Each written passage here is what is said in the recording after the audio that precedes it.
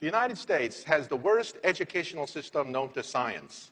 Our graduates compete regularly at the level of third world countries. So how come the scientific establishment of the United States doesn't collapse?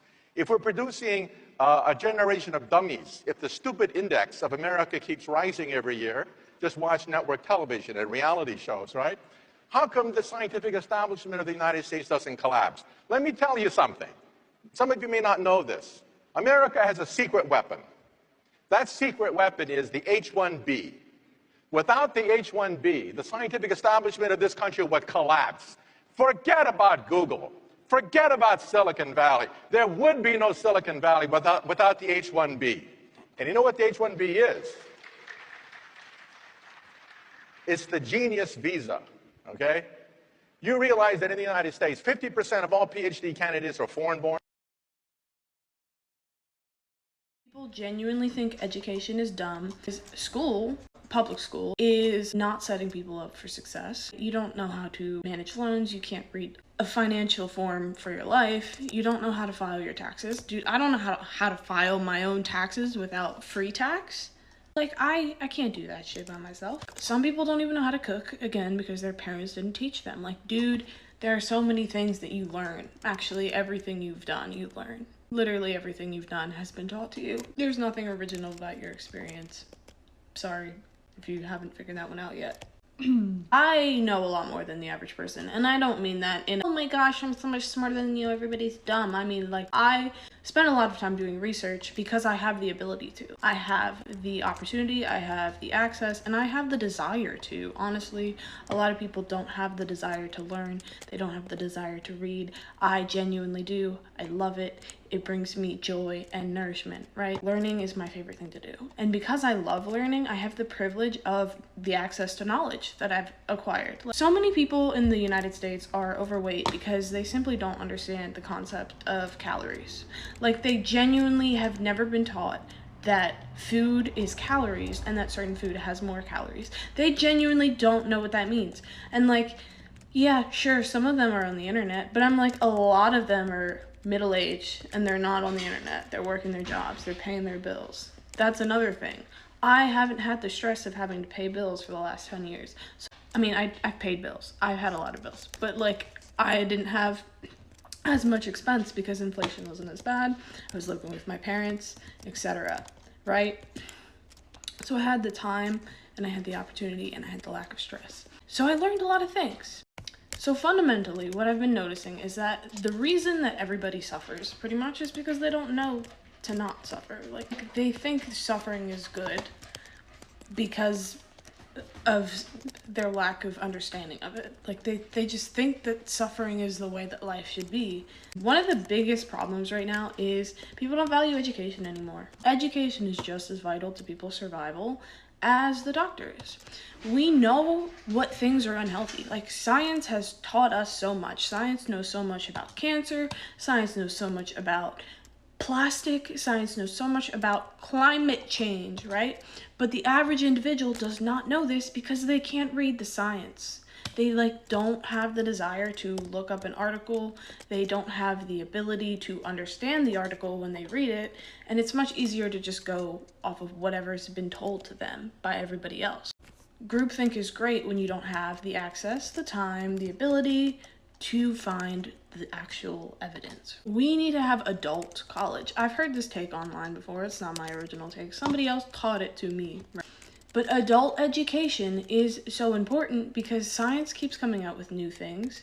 We keep getting different understandings of chemicals that we haven't used before, of foods that we are experimenting with.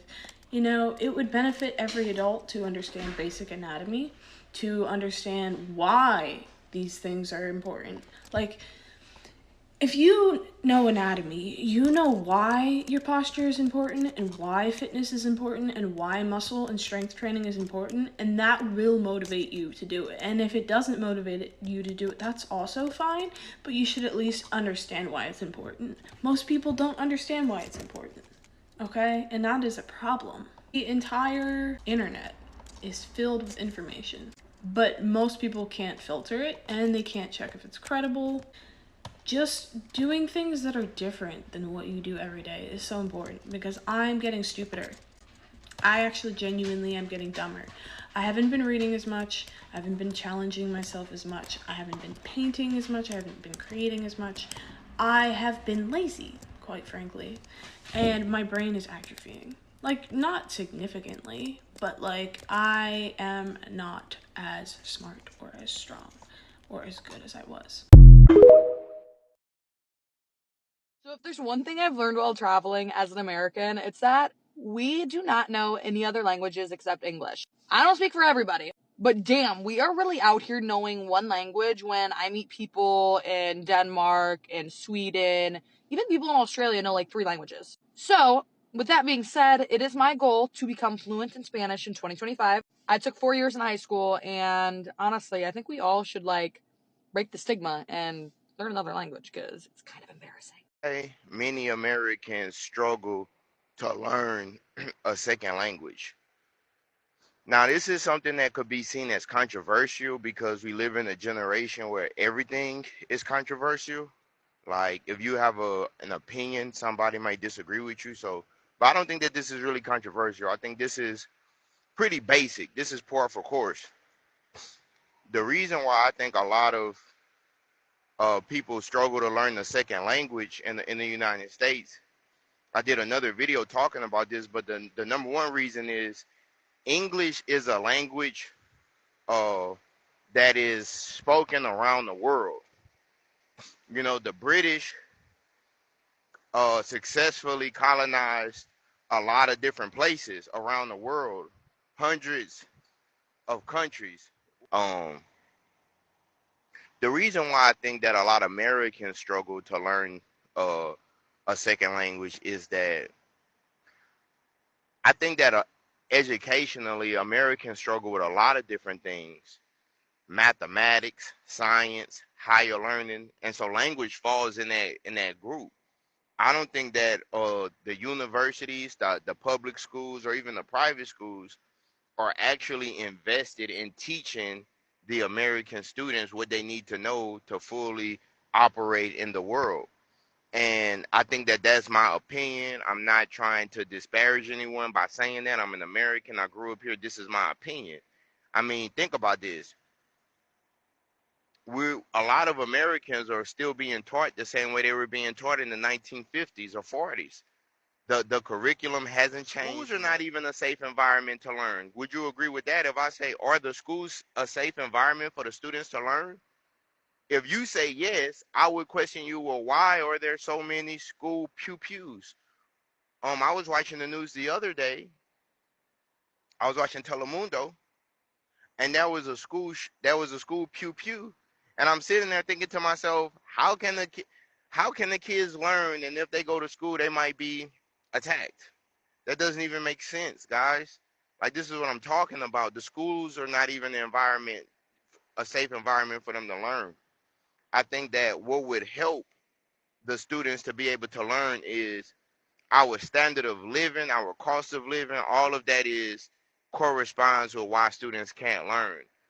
A lot of Americans live in poverty. A lot of Americans live check to check.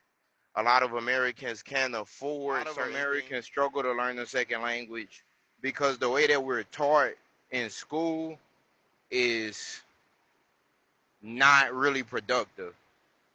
Now, I've been on the journey of learning my second language, which I would say is Spanish.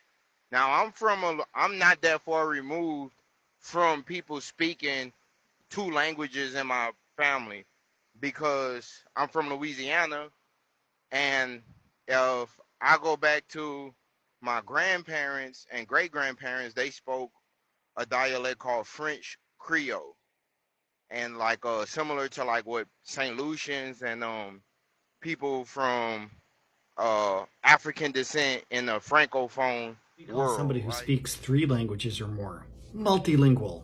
What do you call somebody who speaks 2 languages? Bilingual.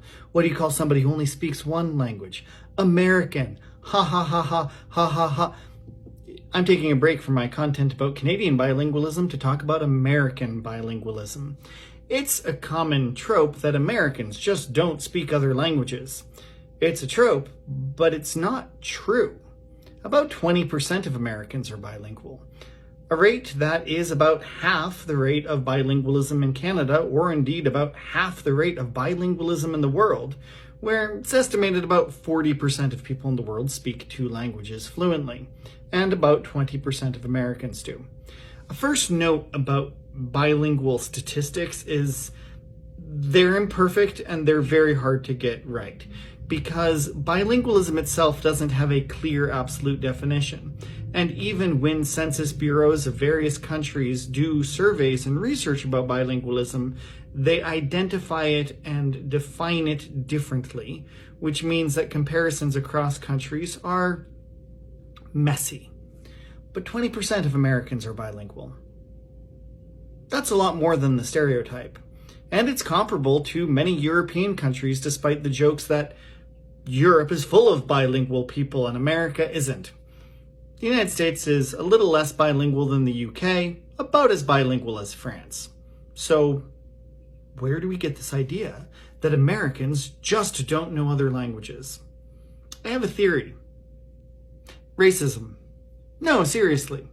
I think what happens when people make this stereotype of Americans, whether they are American within the United States or if they are observing from outside of the United States, is that the bilingual people they meet who are American, they don't perceive as American, because bilingual Americans are more likely to not look like me than to look like me, though there are plenty of pale bilingual Americans as well. The majority of the bilingual people in the United States are Hispanic. Also, many Asian bilingual people, many African bilingual people. So those people who make up the 20% of Americans who are bilingual are so often not perceived as American. Let's do a little imaginary experiment. Imagine you are European and you work at a tourist site in Spain, and you get lots of American tourists. And many of those American tourists say to you, "Sorry, I don't speak Spanish." You might then think, oh, all Americans don't speak Spanish. But what about all of the Americans who spoke Spanish so well, you never thought of them as American? And maybe they're not only American. Maybe you perceive them as Mexican or Cuban or Venezuelan. But they're also American. And you didn't think of them as American. You thought of them as Hispanic. On one hand, that'd be understandable, but it would skew your understanding of how bilingual Americans are. The United States has a long way to go in its international language education, but it's not as bad as people think. And it's not significantly worse than some of the people who make fun of them most viciously. I'm practicing on my intensity, and I have immersion. I have immersion because I travel a lot. So I got native speakers like Gino, my girlfriend Delanise, who's Cuban. Ella is a Cubana, where I could speak with. And Delanise has helped me. So the people, I want to shout out the people that's helped me. I'm sorry, it's some bugs out here. My cousin John, he's been a huge, tremendous help and help build my confidence, because he worked side by side with Latinos, and that's how he started learning. And he's self-taught. The next person I would say is Delanise, from Cuba. She has been very patient and helped me. Gino. And I would also like to shout out the people that's on my Diaria is Mi Lavabanto, Mi Ducho, Mi Visto, Ma Ropas, Cepillo, Los Dientes, Mi Cepillo, Los Dientes, Preparo, my desayuno, Mi quiero todo simplemente, el café, manzana, en de la mañana, empienzo, mi trabajo, a las 6 en de la mañana, temprano. Muy siento triste hoy pensar, hermano. Mi hermano estuvo nombre a Omar. Omar es no aquí.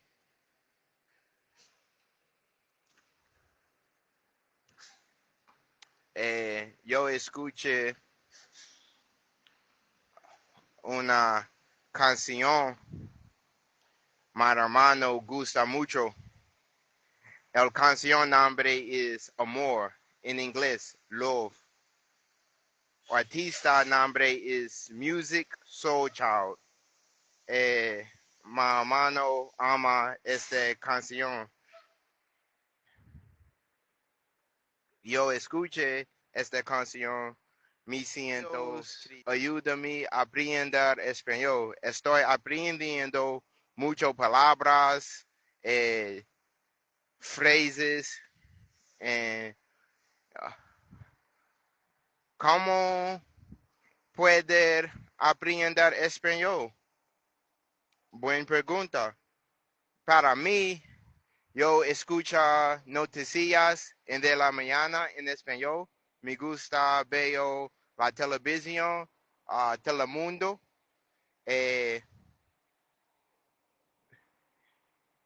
También yo hablar con mis amigos, amigas. Tiene un amigo en Colombia. El nombre es Gino.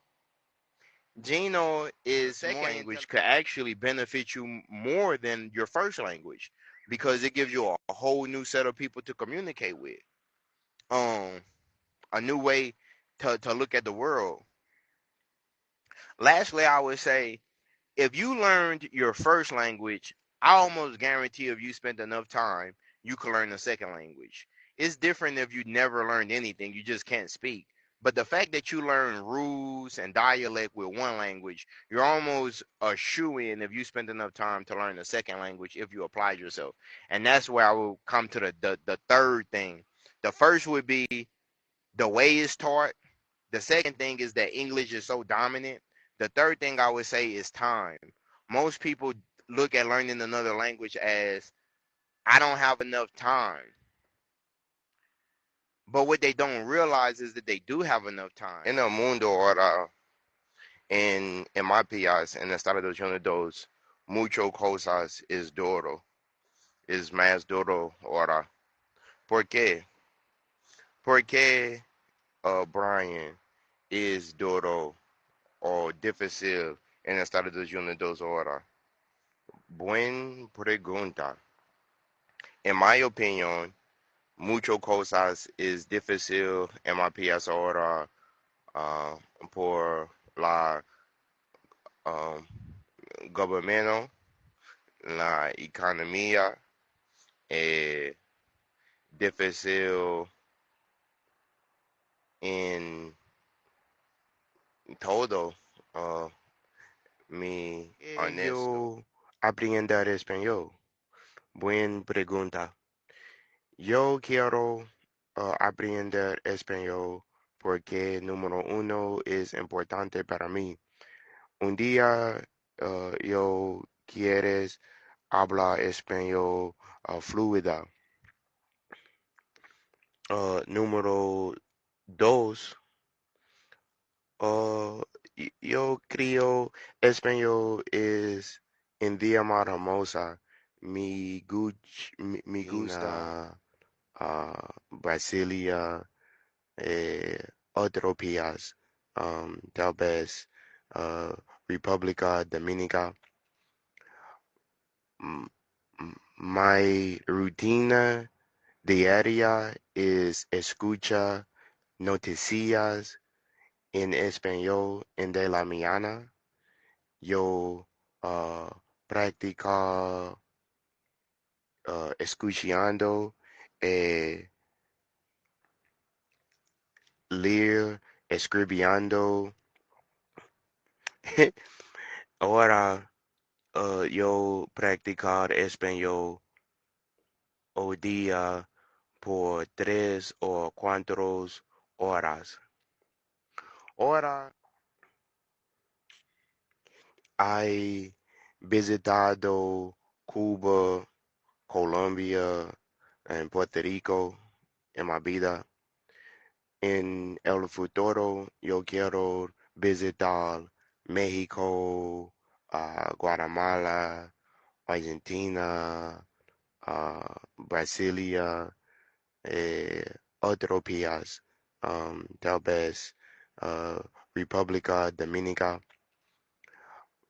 M- My rutina diaria is escucha noticias en español en de la mañana. Alienated from others, meaning that instead of feeling connected to one another, we feel apart. We feel as though we are not together. Now that's either true or it's false. Um, Instead of our media pulling us together and bringing us into a situation where we all feel closer together, what does the media do? Share stories, racializes everything, and divides us. Instead of saying this person was attacked, they're going to put an age, a gender, an ethnicity to it. They're going to put a geographic location to it. Everything is meant to English divide. is the official language of the United States. In over 200 years, we have never had a official language for the United States of America. But Trump pretty much said, if you can't speak it, baby, take your ass where you can speak your own language. Get up out of here. So, like when jobs be like must be bilingual on applications and you can't apply if you're not bilingual, pretty much that's about to be a thing in the past. And I'm not saying that. I'm not saying that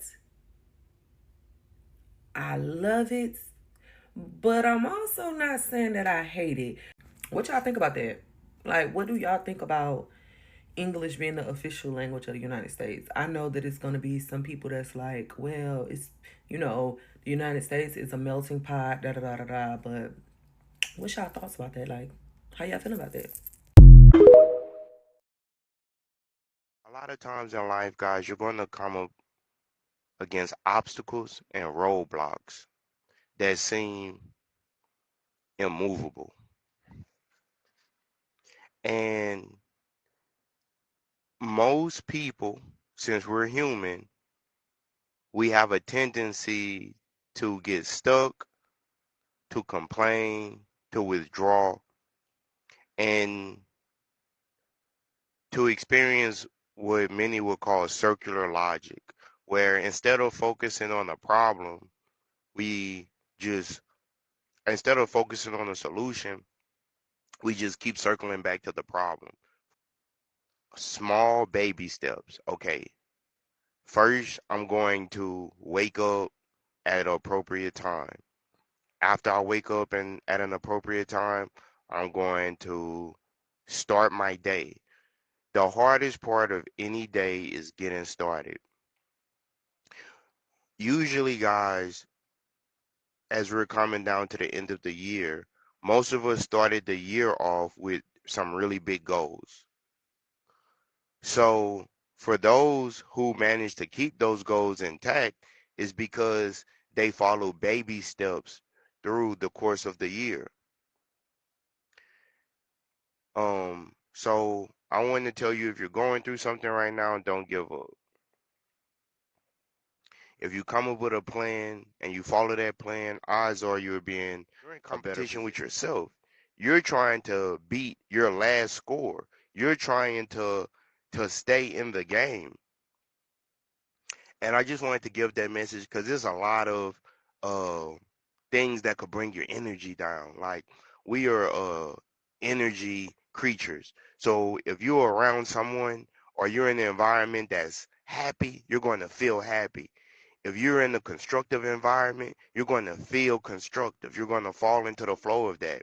Simultaneously, if you're in the environment that's draining your energy, if you're in the environment that's pulling you down, if you're around people that's always talking negatively, and you're going to feel that energy. So it's important to always remind yourself why you're here and what you're here for and what you want to accomplish and how you're going to accomplish it. And it's important to take baby steps towards those The goals. United States has the worst educational system known to science. Our graduates compete regularly at the level of third world countries. So how come the scientific establishment of the United States doesn't collapse? If we're producing a generation of dummies, if the stupid index of America keeps rising every year, just watch network television and reality shows, right? How come the scientific establishment of the United States doesn't collapse? Let me tell you something. Some of you may not know this. America has a secret weapon. That secret weapon is the H-1B. Without the H-1B, the scientific establishment of this country would collapse. Forget about Google. Forget about Silicon Valley. There would be no Silicon Valley without the H-1B. And you know what the H-1B is? It's the genius visa, okay? You realize that in the United States, 50% of all PhD candidates are foreign-born? Real Black American culture is not a culture of hate. If you look up our history, our culture, we are a culture of resistance, a culture of love, a culture of wanting people to be better, wanting to strive for greatness, overcoming obstacles. We're not a culture of hate. Now, a lot of what you see that the negative ills in our culture has been caused by decades of discrimination, anti-fair housing laws, ghettos that was created, economic deprivation, scarcity in our communities, drugs. A lot of the ills that you see in Black culture is perpetuated by the internet. But if you was to meet real Black Americans, I would almost guarantee you that most Black Americans are really that this is just going to turn up the volume on the amount of hate and the amount of mass pew pews that you see out here is going to put the battery in a lot of people back to spread violence. And like I said, just recently in Baton Rouge, Louisiana, yesterday, they had a guy who, because Charlie Kirk was unalived in Orem, Utah, by a white male, his reaction was that he wanted to attack Black Americans at a university. Come on, guys. Let me repeat that.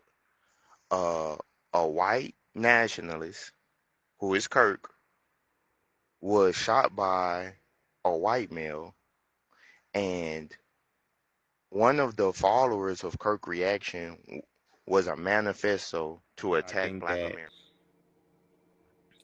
Racism and discrimination is holding the United States back from prosperity. Now, we all know that it was built a certain type of way, right? It was built using tactics of divide and conquer, right? But in modern times, it's really not too late to right the wrong. It's really not too late, guys.